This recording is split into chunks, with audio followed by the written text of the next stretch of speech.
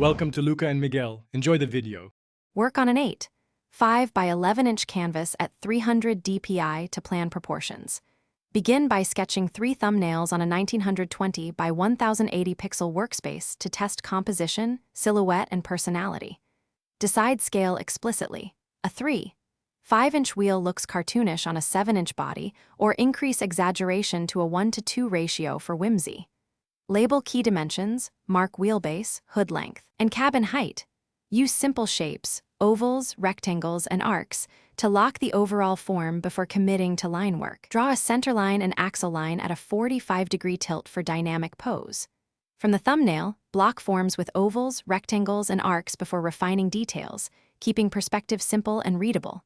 Sketch wheel wells and wheel contact points, then place windows, lights, and bumpers by eye or using guides. Maintain simplified proportions.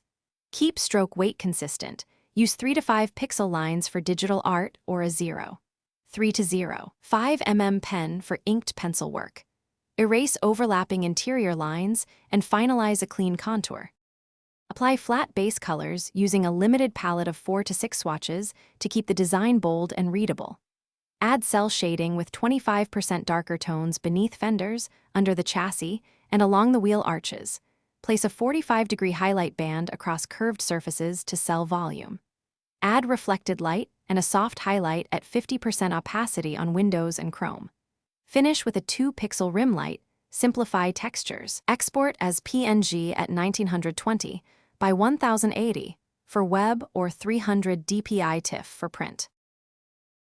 Thanks for watching and please subscribe. It's the best investment you'll ever make.